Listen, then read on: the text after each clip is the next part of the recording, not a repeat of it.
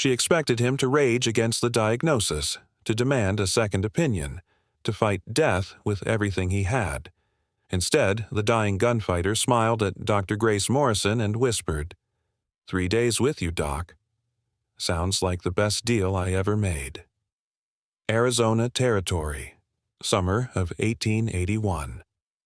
The sun blazed mercilessly over the small frontier town of Willow Creek, where dust devils danced between the weathered buildings and hope was as scarce as water in the desert. Dr. Grace Morrison had seen her share of dying men in the 2 years since she'd arrived to replace the town's deceased physician, but none quite like the stranger who'd been carried into her clinic 3 hours ago. He'd taken 2 bullets to the chest during a shootout with claim jumpers at the nearby silver mine. The miners who brought him in said he'd saved 6 men's lives, taking down 4 armed thieves single-handedly before collapsing. They called him Cole, though whether that was his first or last name, nobody seemed to know. Grace studied the man lying on her examination table. He appeared to be in his early 30s, with dark hair and surprisingly gentle brown eyes for someone who made his living with a gun. His breathing was labored but steady, and despite the gravity of his wounds, he watched her work with an almost peaceful expression. "Well, Doc?" he asked, his voice rough but calm. "What's the verdict?" Grace set down her stethoscope and met his gaze directly. She'd learned long ago that honesty, however brutal, was kinder than false hope. "The bullets missed your heart, but one nicked an artery near your lung. I've stopped the bleeding for now, but—" She paused, choosing her words carefully. "The damage is extensive. I can keep you comfortable, but I can't save you. You have maybe 3 days."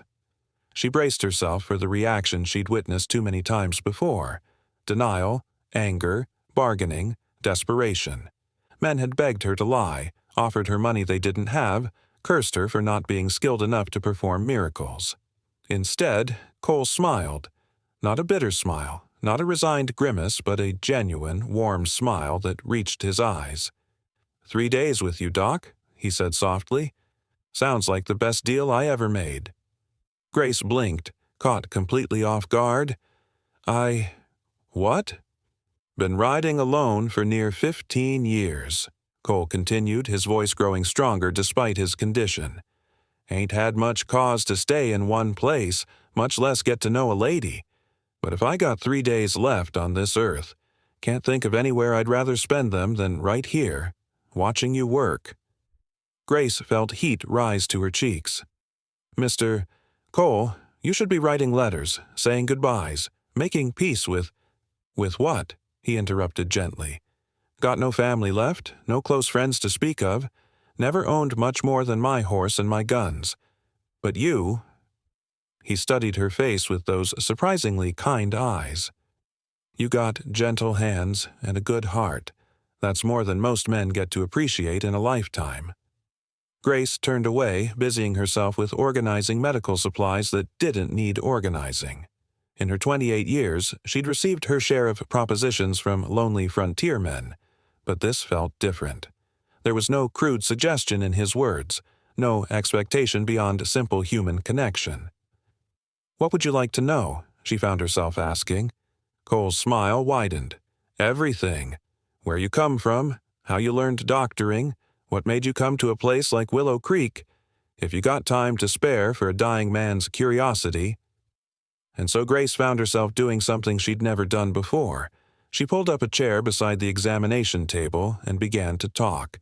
She told him about growing up in Philadelphia, the daughter of a physician who'd believed women could be just as capable as men in medicine.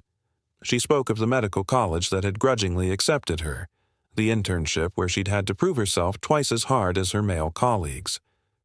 "My father died just before I graduated," she said, surprised by how easy it was to share her story with this stranger. "Left me some money and a letter encouraging me to go where I was needed most. Willow Creek had just lost their doctor to cholera." "And you came alone?" Cole asked. "I came alone." Grace met his eyes. "Been alone ever since." "That's a damn shame," Cole said quietly. "Woman like you shouldn't have to face the world by herself." As the afternoon wore on, Cole shared his own story. Born in Texas, orphaned at 12, raised by an uncle who taught him to handle guns and horses. He'd worked as a cowboy, a deputy, and finally a hired gun for mining companies that needed protection from claim jumpers and bandits. "Never killed a man who didn't have it coming," he said matter-of-factly, "but that don't make it any easier to sleep at night." "Is that why you saved those miners today?" Grace asked. "To balance the scales." Cole considered this. "Maybe. Or maybe I was just tired of running from what I am." That evening, against all medical advice and her own better judgment, Grace helped Cole sit up in bed. His breathing was more labored now, and she could see the strain in his face, but he insisted he felt well enough to keep talking. "Tell me about your dreams," he said as she adjusted his pillows. "Before you became a doctor, when you were just a little girl, what did you want to be?" Grace found herself laughing, a sound that felt foreign after months of clinical seriousness. "You'll think it's silly. Try me." "I wanted to be a dancer," she admitted. "My mother took me to see a ballet in New York when I was 8. The way those women moved, like they were floating. I practiced for hours in our parlor, much to my father's amusement." "Show me," Cole said simply. "What?" "Show me how you used to dance." Grace shook her head. "I couldn't. Not here. Not with you." "Doc," Cole said, his voice gentle but serious, "I'm asking a dying man's favor. Humor me." Something in his tone made Grace's protests die in her throat. Slowly, feeling foolish but unable to refuse, she stood and moved to the center of the small clinic. She closed her eyes, remembering the music from that long-ago ballet, and began to move. It was awkward at first, her practical dress and sturdy shoes not meant for dancing. But gradually she found the rhythm she remembered from childhood, her movements becoming more fluid, more graceful. When she finally opened her eyes, Cole was watching her with an expression of pure wonder. "Beautiful," he whispered. "Just beautiful." Grace felt tears sting her eyes. No one had ever looked at her the way Cole was looking at her now, as if she were something precious and miraculous. The second day brought fever. Grace bathed Cole's forehead with cool water and monitored his weakening pulse, but she also found herself sharing more stories, more laughter, more moments of connection than she'd experienced in years. Cole told her about the wild horses he'd broken, the sunrises he'd watched from mountaintops, the small kindnesses he'd witnessed in the hardest places. In return, Grace spoke of her hopes for improving medical care on the frontier, her dreams of training other women in basic medical skills. "You could do it," Cole said during a moment when his pain seemed to ease. "Set up a school right here. Teach ranch wives and daughters how to handle everything from childbirth to bullet wounds." "It would take money I don't have, influence I'll never possess." "You got something better," Cole interrupted. "You got the heart for it. That's rarer than money or influence." On the third day, Cole could barely speak above a whisper, but his eyes remained alert, focused on Grace's face.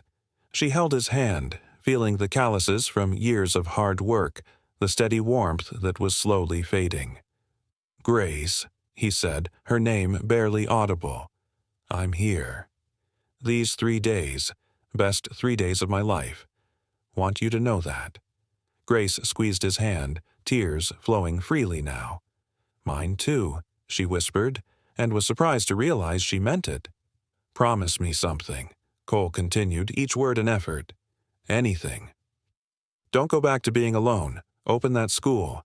Let people see what I got to see, how extraordinary you are." Grace nodded, unable to speak. Cole smiled one last time, the same gentle smile he'd given her when she'd first delivered his death sentence. 3 days with you, Doc," he repeated. "Best deal I ever made." As the sun set over Willow Creek on the third day, Cole closed his eyes for the final time, his hand still warm in Grace's.